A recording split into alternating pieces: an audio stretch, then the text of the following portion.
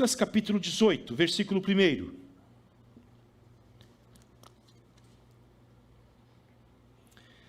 Jesus lhes contou uma parábola para mostrar que deviam orar sempre e nunca desanimar. Em certa cidade havia um juiz que não temia a Deus, nem respeitava ninguém. Havia também naquela mesma cidade uma viúva que sempre o procurava. Sempre o procurava, dizendo: julgue a minha causa contra o meu adversário. Por algum tempo ele não a quis atender. Mas depois pensou assim: é bem verdade que eu não temo a Deus, nem respeito ninguém. Porém, como esta viúva fica me incomodando, vou julgar a sua causa, para não acontecer que, por fim, venha a molestar-me. Essa palavra molestar vem do universo do pugilismo. Essa mulher tinha vontade de bater no juiz. Você já teve vontade de fazer isso? Não.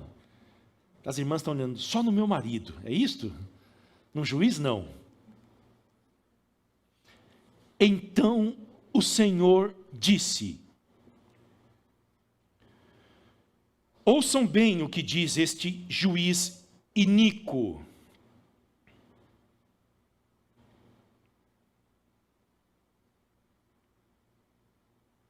Será que Deus não fará justiça aos seus escolhidos, que a Ele clamam dia e noite, embora pareça demorado em defendê-los? Em defendê-los, digo a vocês que, depressa, lhes fará justiça. Contudo, quando o Filho do Homem vier, será que ainda encontrará fé sobre a terra? Contudo, quando o Filho do Homem vier, será que ainda encontrará fé sobre a terra? Pai querido, estamos aqui mais uma vez nesta manhã, pedindo a tua bênção sobre nós. Pedimos, ó Deus, a tua misericórdia, o teu perdão, a tua graça. Pedimos, Senhor, que o Senhor fale conosco, nos estimule a orar, Senhor. Não deixe que o desânimo tome conta de nós. Faça de nós um povo de oração, Senhor. Faça desta igreja uma igreja de oração. Grandes coisas o Senhor tem para nos dar. Faça-nos buscar, Senhor, pedir, bater, implorar ao Senhor, porque o Senhor tem para dar. Alcance os nossos corações esta manhã, alcance o coração daquele que já não crê mais no poder da oração, Senhor. Alcance o coração daquele que, ó Deus, está indiferente à oração, aquele que acredita que pode viver a sua vida, Senhor, sem a tua ajuda, sem a tua graça, sem a tua força, Senhor. Desperte o povo no Brasil para orar, Senhor. Nós temos muitas causas pelas quais orar por esta nação, Senhor. Olha a impiedade crescendo, Senhor. Olha, Senhor, a fraqueza da igreja, Senhor, para salgar esta terra, para impactar esta cultura, Senhor. Nossos templos estão cheios, ó Deus. As igrejas se multiplicam, ó Pai, mas nós não conseguimos, ó Deus, impactar esta nação para o teu santo evangelho. Alcance, ó Deus, os doentes nesta manhã. Alcance os aflitos, os depressivos, os angustiados, ó Deus. Alcance os desempregados nesta manhã, Senhor. Alcance aqueles que já estão, ó Deus, desesperados porque não sabem como irão viver amanhã, como pagarão as suas contas, ó Deus. Nós te pedimos isto, Senhor. Nós pedimos a tua bênção sobre nós. Pedimos a tua graça sobre nós, ó Deus. A manifestação do teu Espírito sobre as nossas vidas. Fazemos isto em nome de Jesus. Amém, Senhor.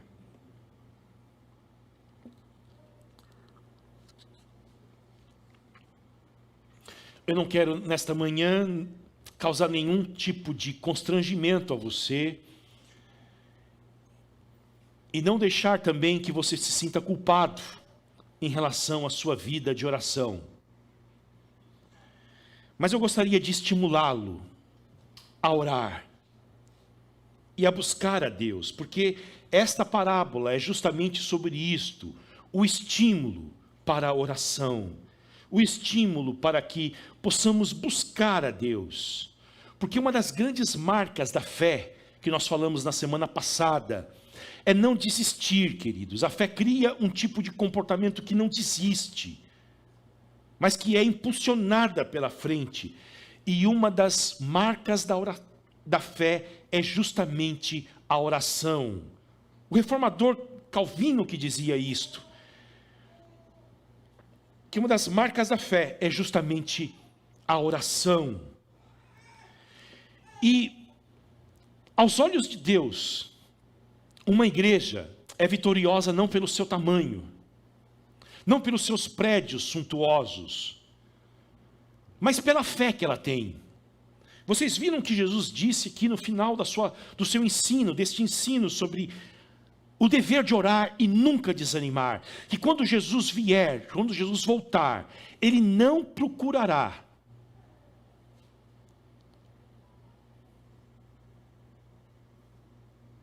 acho que Jesus não está mandando mensagem agora não para nós, né? No celular. Não é Jesus não, né? Então se você puder baixar aí o volume do seu celular, eu agradeço, por gentileza.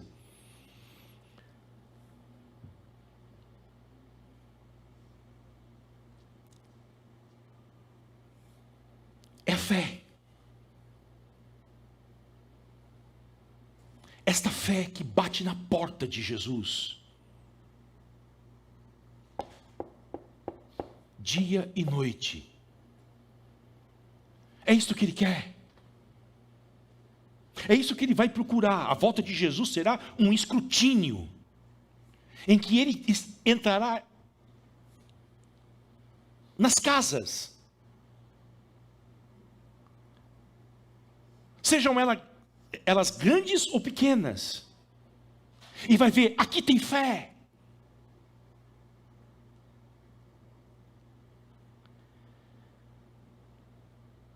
Tem fé que impulsiona a orar.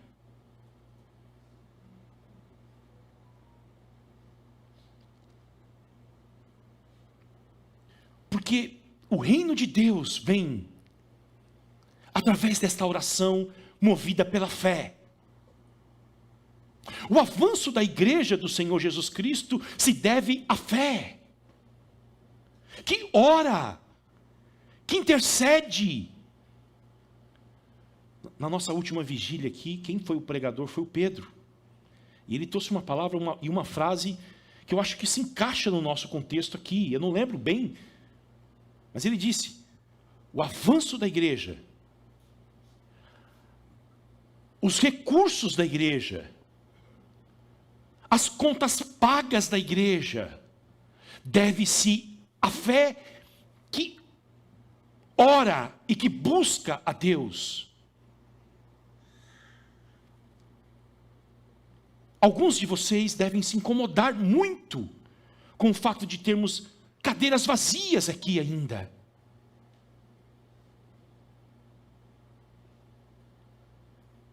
Será que Deus não está deixando isso para nos levar a orar?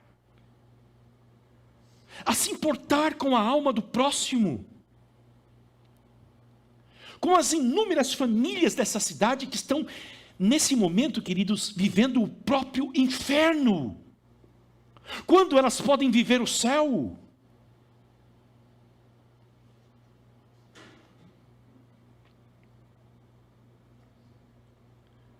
Porque a negligência da oração, dizia Charles Spurgeon, devora a força da igreja. E ele dizia que a rainha e a coroa de uma igreja é justamente a sua reunião de oração. E o que me faz, queridos, ao longo de todos esses anos, não desistir das reuniões de oração que nós temos aqui, nas terças-feiras, 6:30 da manhã, 3 horas da tarde, e depois 7 horas da noite, mesmo que venha poucas pessoas, é que o Spurgeon começou a reunião de oração dele com 4. E havia, depois de alguns anos, Mais de 1.500 pessoas toda segunda-feira à noite, mesmo no duro inverno de Londres, orando, clamando, e ele dizia: eu sinto que o céu se abre quando esse povo chega aqui nas segundas-feiras, debaixo de neve, para clamar a Deus, para pedir a Deus, e o sucesso do meu ministério, o sucesso desta igreja, e o fato de Londres ainda ter um pouco de vida e de sanidade, é por causa deste povo que está aqui vindo orar. Mas eu confesso que às vezes eu desanimo. E essa palavra essa semana falou comigo. Porque nós não vamos lugar nenhum, querido, sem orar. Não venceremos nenhuma batalha das nossas vidas sem orar. Não veremos esses nossos filhos crescendo no temor de Cristo sem orar. Nós não teremos vitória sobre o diabo, sobre a nossa carne, sobre o mundo, sem oração, sem jejum, sem leitura da Bíblia. Estas são as armas da nossa milícia, Paulo diz.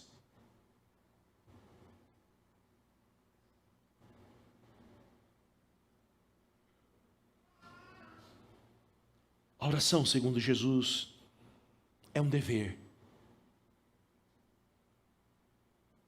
Contou-lhes uma parábola sobre o dever de orar sempre e nunca desanimar.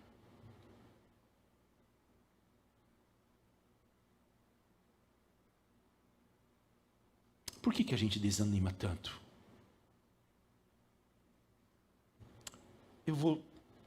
Tem outros fatores, mas eu vou dizer para vocês. Em primeiro lugar, a impaciência.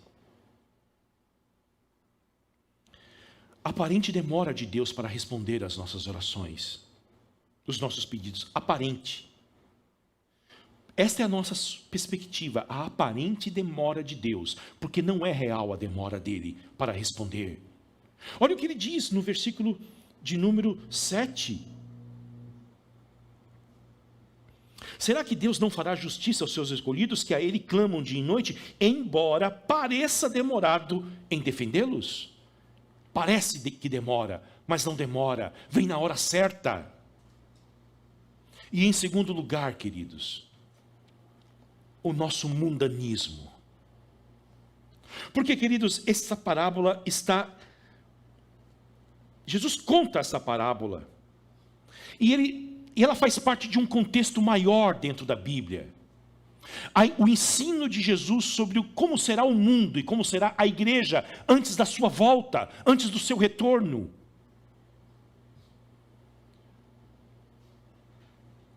E sob o ponto de vista de Jesus, o período que antecede a sua volta em glória será um tempo, o que vocês acham? De muita sensibilidade espiritual?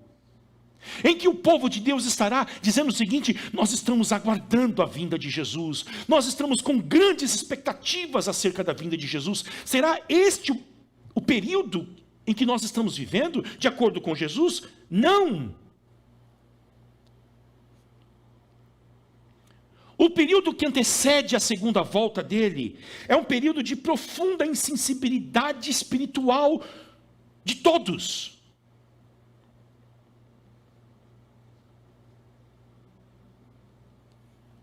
E para provar isto, Jesus mostra 2 exemplos. E eu quero que você deixem a sua Bíblia aberta e olhem comigo, versículo 26 do capítulo 17 do Evangelho de Lucas. Jesus dá 2 exemplos para mostrar como será o mundo e, na verdade, a situação da igreja. O mundo, ele diz que será assim, ele compara o mundo como um cadáver que fede. E hoje de manhã eu estava pensando, nós amamos um mundo que aos olhos, que as narinas dele fede como uma carniça diante de Deus. Ficamos fascinados com este mundo. Depois você lê 17:37. Mas o exemplo dele sobre a igreja está no versículo 26. Assim como nos dias de Noé, será também nos dias do Filho do Homem. comiam, bebiam, casavam e davam-se em casamento, até o dia em que Noé entrou na arca. Veio o dilúvio e destruiu todos. O mesmo aconteceu nos dias de Ló. Comiam, os dias de Ló, os dias da destruição de Sodoma e Gomorra. Comiam, bebiam, compravam, vendiam, plantavam e edificavam. Mas no dia em que Ló saiu de Sodoma, choveu do céu fogo e enxofre e destruiu todos. Assim será no dia em que o Filho do Homem se manifestar. Escute.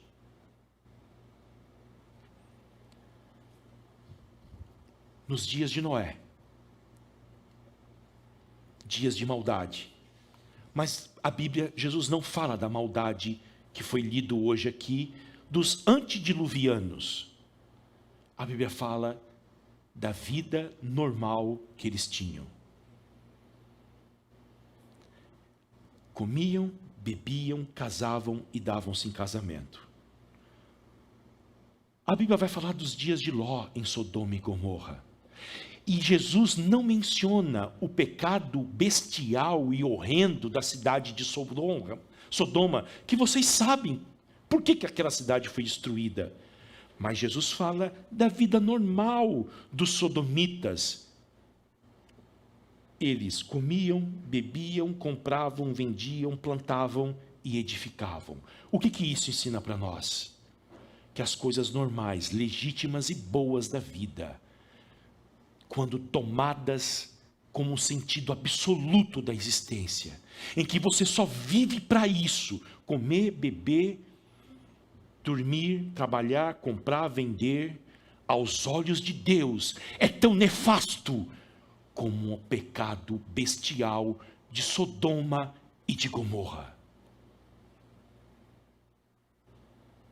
Não tem mais sensibilidade para as coisas de Deus, não tem mais energia para as coisas de Deus, não tem mais tempo para orar, não tem mais tempo para ler as Escrituras, porque está envolvido com coisas legítimas da vida, comprar, vender, dormir, dar comida para os filhos, pagar as contas, mas isso tomou de tal forma o coração, que petrificou, calcificou o coração para as coisas espirituais.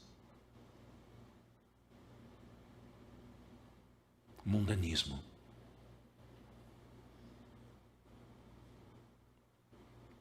Então Jesus diz: orem sempre, sempre, sempre, e não desanimem.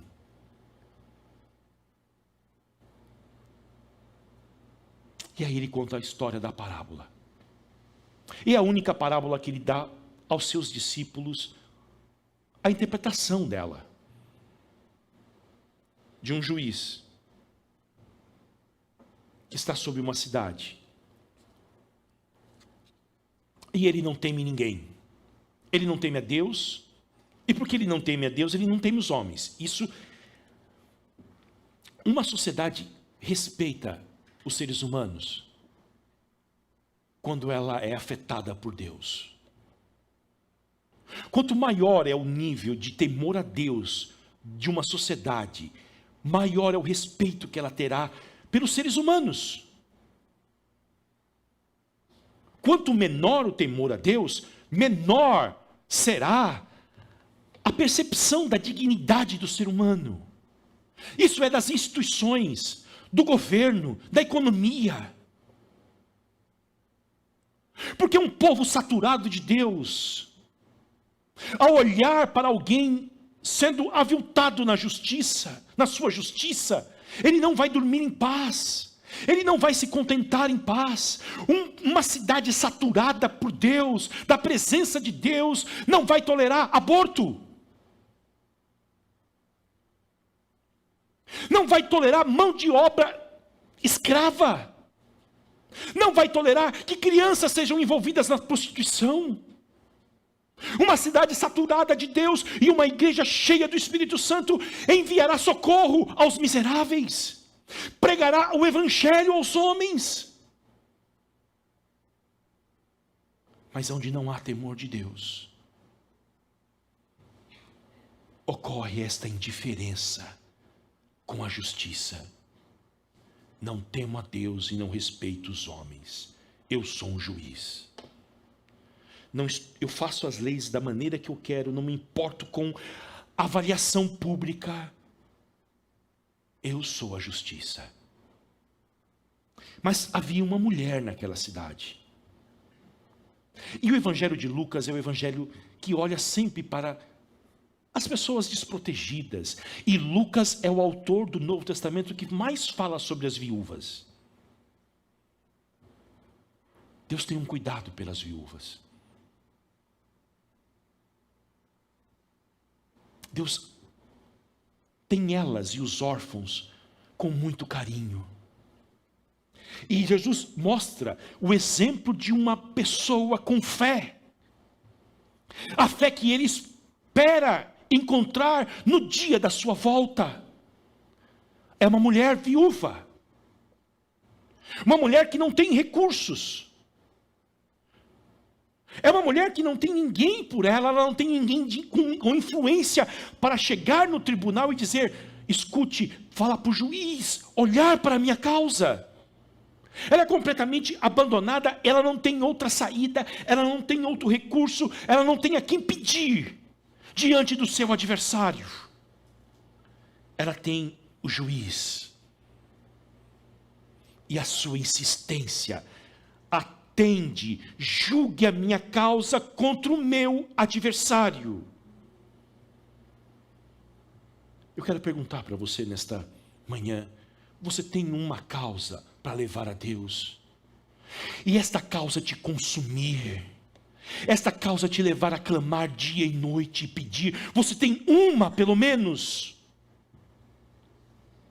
Porque a grande tragédia é se Jesus chegasse aqui hoje de manhã, eu já falei isso para vocês, e perguntasse para nós assim: o que você quer que eu te faça? E a gente não tivesse na ponta da nossa língua a resposta: eu quero que o Senhor faça isso por mim. Como ele disse para o cego Bartimeu: o que você quer que eu te faça? Ah, Senhor, não sei, deixa eu ver aqui. Deixa eu pensar. Eu queria que toda vez que eu fosse no mercado tivesse um estacionamento para mim. John Stott disse que uma vez nas suas férias foi numa igreja e na hora da intercessão a pessoa foi orar pelos pedidos e ele disse que os pedidos eram legítimos para que Deus curasse um, desse saúde, ajudasse a igreja a pagar as contas. Aí ele disse, terminou nisso, que ele falou: talvez a ideia de Deus nessa igreja seja muito pequena,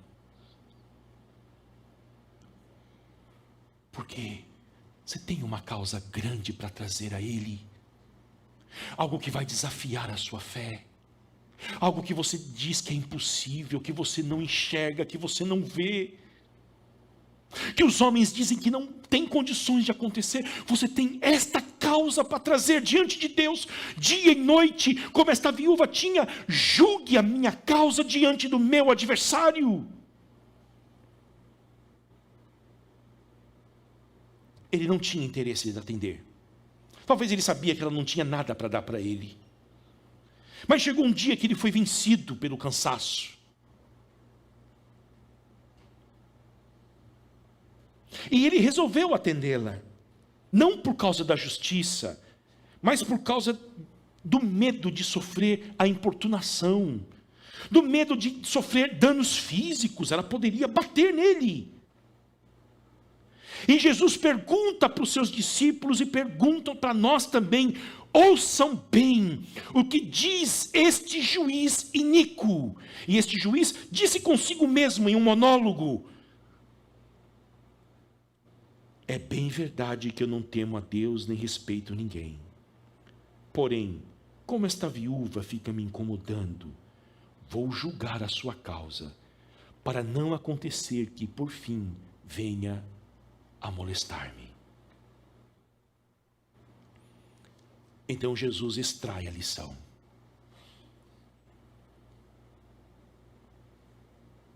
Será que Deus não fará justiça aos seus escolhidos?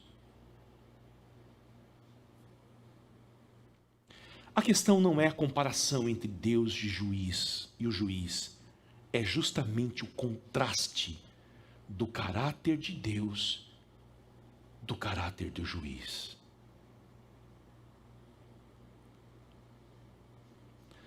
Nós estamos estudando com algumas pessoas aqui na igreja, Romanos, e tem sido um período muito rico para mim. Para elas eu não sei, mas eu tenho aprendido demais, porque eu estou sendo forçado a estudar o livro mais importante da Bíblia. E quando você coloca a sua fé em Cristo Jesus, é isso que Romanos vai ensinar. Nos seus grandes blocos doutrinários, você deixa de ter juiz, Deus como um juiz, e tem agora Deus como um pai. Justificados, pois, mediante a fé, temos paz com Deus. Você sai, quando você coloca a fé em Jesus Cristo, você sai do tribunal, onde havia um juiz que apontava os seus erros, e é transportado para a sala da casa do Pai e Senhor do universo. Deus não é mais o seu juiz, mas Deus é o seu Pai. Da sala do fórum, você é levado para a intimidade da casa do Pai. Deus é completamente diferente de um juiz.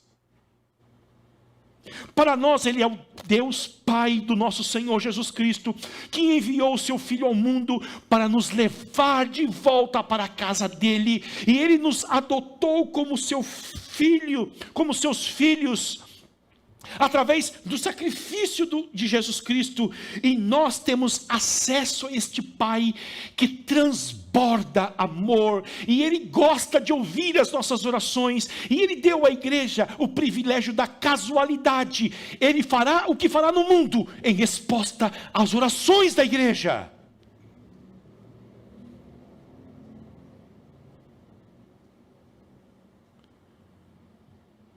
Alguém da sua família não se converteu. A casualidade, Deus fará em resposta às orações. A nossa igreja ainda não foi organizada, não cresceu. Respostas das orações. Você ainda não experimentou a plenitude do Espírito Santo. Você ainda não orou para experimentar isto. Ele disse aos seus discípulos: antes de irem ao mundo, não vá ao mundo, sem antes ficarem em Jerusalém, até que do alto vocês sejam revestidos de poder celestial.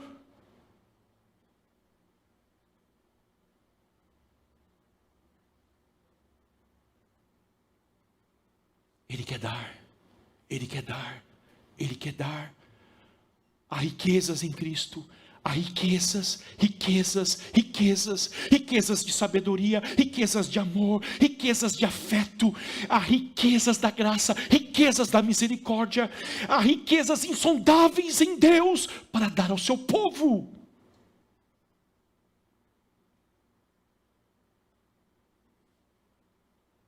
No mesmo Evangelho de Lucas, que é chamado de Evangelho da Oração também, no capítulo 11, olha o que Jesus Cristo diz,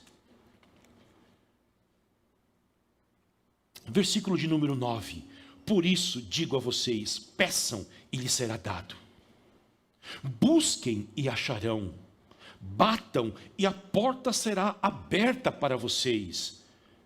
Todo o ensino de oração de Jesus, ele enfatiza a perseverança, a insistência, pois todo o que pede recebe, o que busca encontra, e a quem bate, a porta será aberta.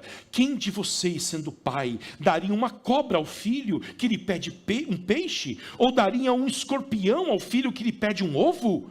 Ora, se vocês, que são maus, sabem dar boas coisas aos seus filhos, quanto mais o Pai Celeste dará o Espírito Santo aos que lhe pedirem. Peçam, busquem, batam a porta.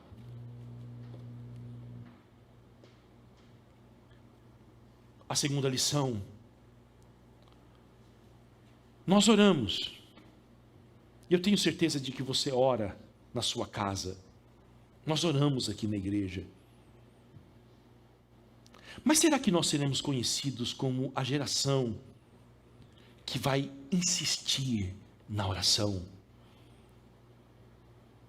Como Ana, que orou por um filho muitos anos e decidiu não deixar de orar enquanto não fosse atendida por Deus?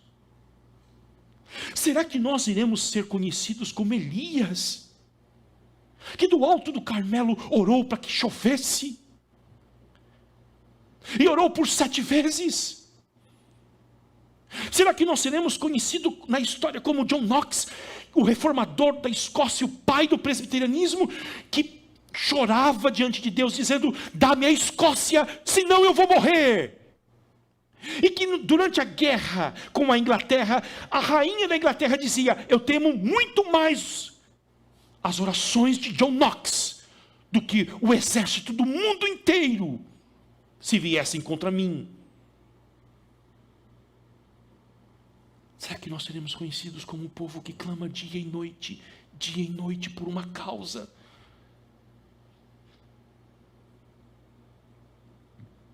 Elizabeth Elliot, a missionária americana, conta uma história da igreja durante o bloco comunista, lá no leste europeu, que era proibido ser cristão, que era proibido ter uma Bíblia, e o governo encontrou uma igreja escondida. E o que o governo fez? O que ele fazia? Pegava o pastor da igreja. A arma era destruir os líderes. E levou esse pastor para uma prisão. E ele ficou preso por muito tempo. Mas a igreja orava. É igual como diz no livro de Atos dos Apóstolos, quando Herodes prendeu Pedro. Mas a Bíblia diz que a igreja fazia incessante oração por Pedro. E o Pedro foi liberto da prisão.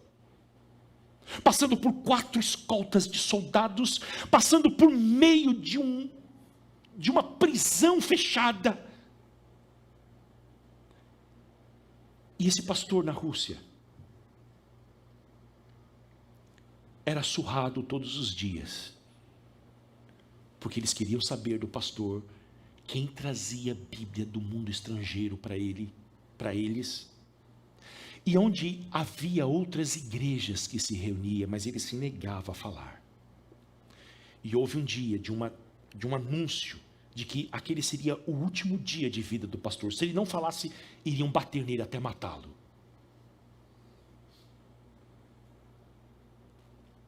Tiraram ele da cela e bateram nele. E diante da recusa dele de falar, colocaram ele na cela de novo. Amanhã fuzilaremos ele. E ela conta que esse homem só tinha como refúgio, naquele lugar inóspito, uma manta, que ele se abrigava do frio. A Rússia faz 40 graus, em alguns lugares da Rússia, negativos. Esses dias mandaram um dissidente do presidente lá, para a Sibéria, ele morreu de frio. Saiu nas notícias, nos jornais. Ao chegar na cela, muito fragilizado, quebrado, ele viu que tinha um outro homem ali, deitado na sua cama, enrolado na sua manta. E ao ver que alguém estava na sua manta, diz que ele gritou: Senhor, eu não aguento mais. Pelo que aquele homem olhou para ele e disse: Ivan, quem disse que você não aguenta mais? Que história é essa que você não aguenta mais? E temendo ser um informante da polícia, diz que ele não disse mais nada, só repetiu: eu não aguento mais. O homem olhou para ele e disse: mas você se lembra que Jesus prometeu estar com você todos os dias da sua vida, até a consumação dos séculos?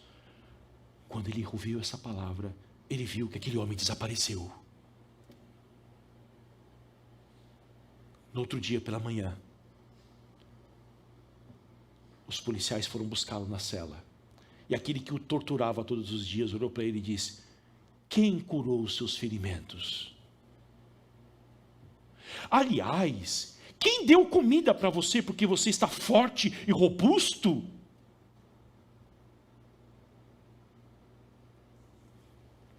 Quem cuidou de você?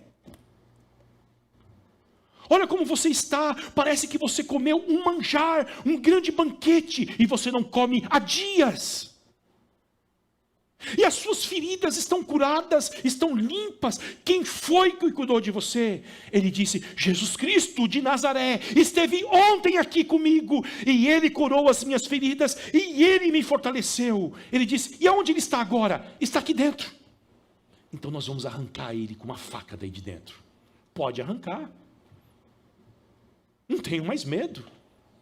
Por fim, queridos, libertar o pastor Ivan. Ele voltou para a sua igreja e ficou sabendo que desde o dia da sua prisão até o dia da sua libertação havia uma vigília de oração incessante por ele. E eles todos os dias oravam por um versículo da Bíblia. Abre a Bíblia de vocês comigo em Isaías 51:14.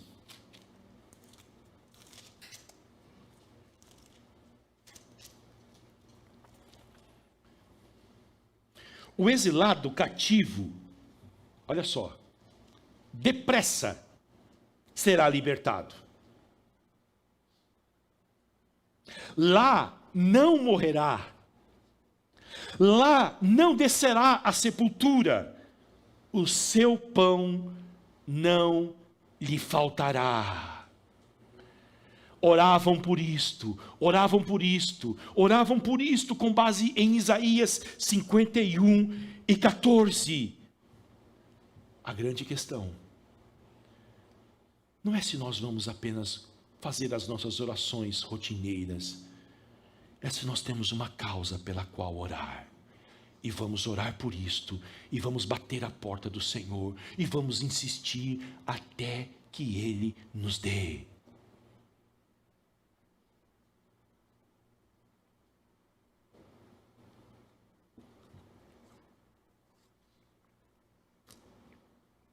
A terceira lição: Deus tem os seus eleitos,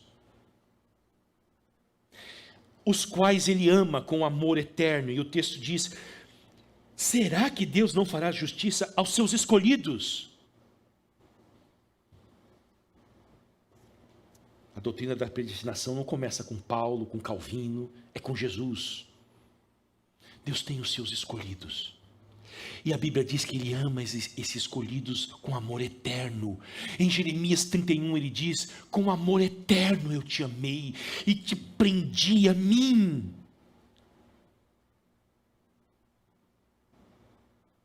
E estes eleitos amam o Pai.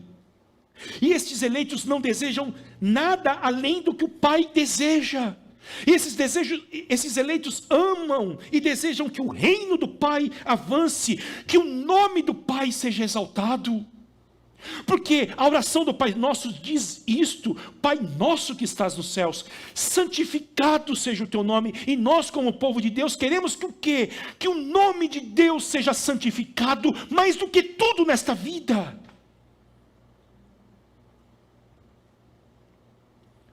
O Pai não vai deixar de fazer justiça a esse povo que Ele diz que deu a vida por eles. Por isso você pode orar. Por isso você pode vir aqui na igreja nas terças-feiras, nas vigílias, ou outro dia que você desejar. Nós daremos uma chave para você vir aqui e bater diante de Deus e dizer: Senhor, dá-me isto. Senhor, faça esta igreja crescer. Senhor, impacte essas crianças, impacte os nossos adolescentes. Senhor, avance o nosso testemunho. Nós somos fracos, mas o Senhor é forte. Ele prometeu responder.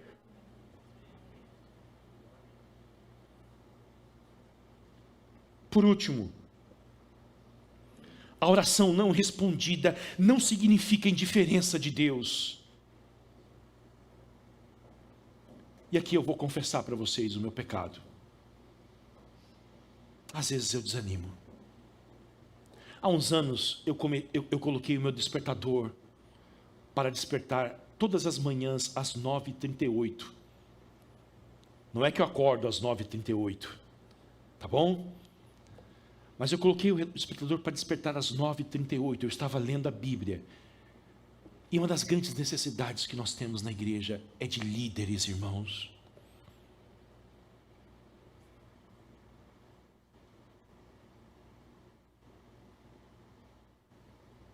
O que nós mais precisamos é de homens e mulheres em que as pessoas de Balneário Camboriú vão chegar aqui, vão olhar e vão dizer: olha uma vida que me inspira. Olha como esse homem trata a sua esposa, os seus filhos. Olha como ele é abnegado. Olha como ele trata as escrituras. Olha como ele trata a igreja, que é a noiva de Cristo. Olha como ele se preocupa com o povo de Deus. Olha aquela mulher, uma mulher de oração. Aliás, as mulheres mais velhas na igreja, Paulo diz que elas são preciosas, porque com a vida delas, elas se ensinarão as mulheres mais novas ao quê? Vocês lembram? O que diz esse texto? Que as mulheres mais velhas vão fazer na igreja? Aconselhar as mais novas. A fazer o quê? Amar os seus maridos. E o que mais? Respeitá-los. Nenhuma menina cresce sabendo disso.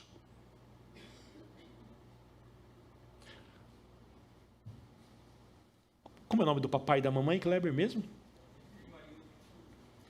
Claudemir. Isso aqui que o senhor tem, branquinho, é precioso para uma igreja. Tem outros que não têm.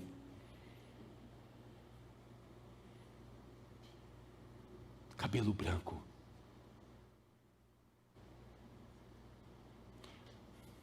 Somos de uma geração sem referenciais, irmãos.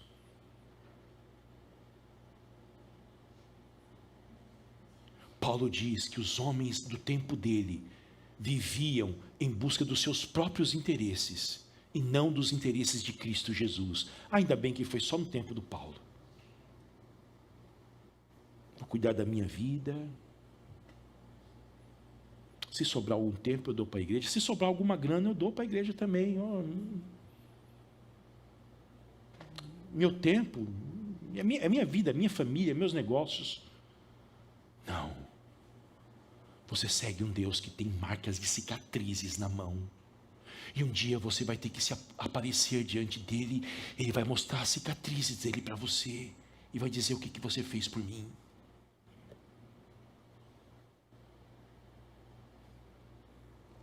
Então eu coloquei meu relógio para despertar às 9h38. Porque Mateus 9h38 diz: a seara é grande e os trabalhadores são poucos.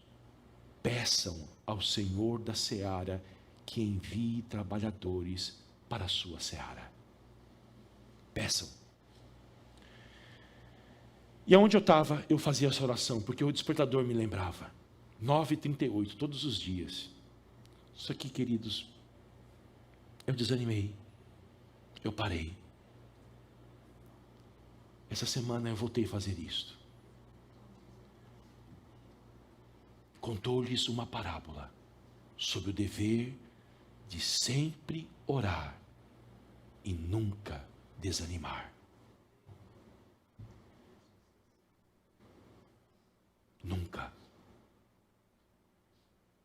Porque a oração não respondida por Deus não significa indiferença, mas significa a sabedoria da providência dele. E uma coisa que ele tem para dizer para vocês: quando Deus não responde às orações do nosso tempo, é porque Ele prepara algo melhor para nós. Muito melhor. Porque Ele é infinitamente mais poderoso para fazer tudo aquilo que pedimos ou pensamos, de acordo com o seu poder que opera em nós. Agora, você precisa fazer um autoexame aqui nesta manhã.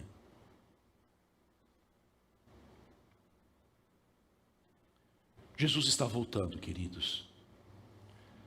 Esses dias a dona Lúcia me falou que, e eu recebo a palavra dela, que quase nós não pregamos sobre a volta de Cristo. A senhora ora por mim que eu vou pregar, tá bom? Se Deus me conceder graça. Jesus está voltando,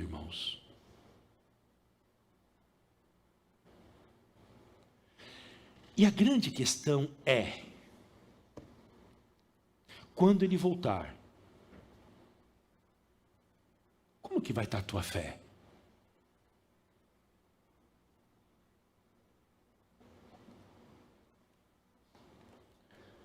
Os eleitos têm muitas marcas.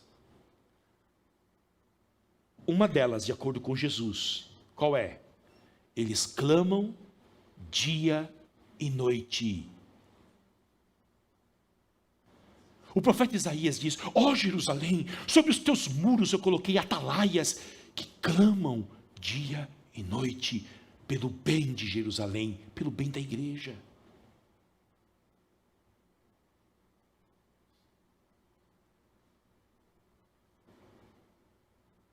Orar pela igreja é o maior bem que você pode ter na sua vida, e a certeza de que o Senhor haverá de te abençoar muito, muito, muito, muito. Orar pela igreja, orar pelo avanço da igreja, orar para que Deus dê pastores à igreja, que apacentem com sabedoria e com inteligência, orar pela conversão da igreja, pelo avivamento da igreja. Isto deve consumir as nossas vidas.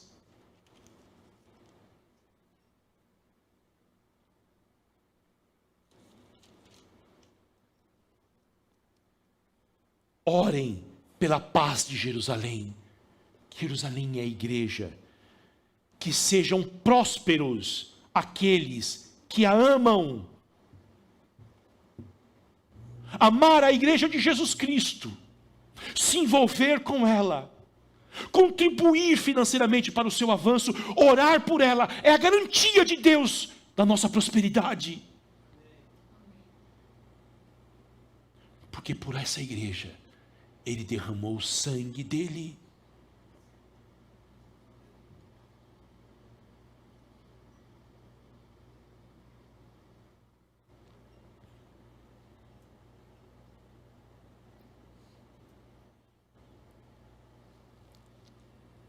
Quando Ele voltar, você estará orando com fé.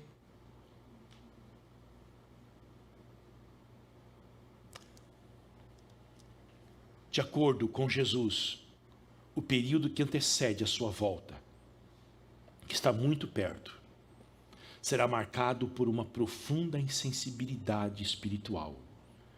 As pessoas correndo para lá e para cá, para lá e para cá, para lá e para cá, para lá e para cá, e não percebendo o que está para acontecer, um dilúvio. O Noé construindo a arca, e a turma zombando dele. Nunca choveu? Nunca choveu, esse louco. E ele construindo,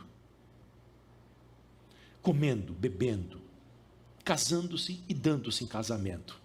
Eu vi essas crianças hoje aqui, em nome de Jesus, nós vamos casar elas. Nós vamos comer, nós vamos fazer festa. É coisa normal da vida. Foi Deus quem fez isso, mas isso não pode tomar os nossos corações acima de Deus, porque isso é idolatria. E aí, Sodoma e Gomorra, Deus preparando um fogo do céu para cair na cidade, o povo comendo, bebendo, casando-se, dando em casamento, e o Abraão intercedendo, e o povo nem sabendo o que estava para acontecer.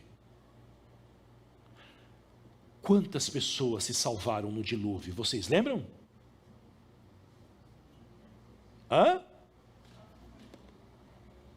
8.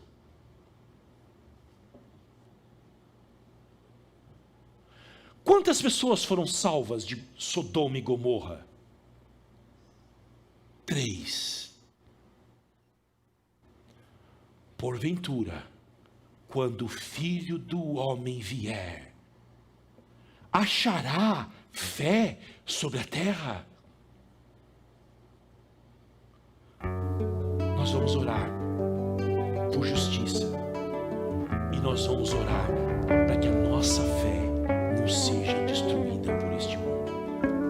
Que Deus nos abençoe.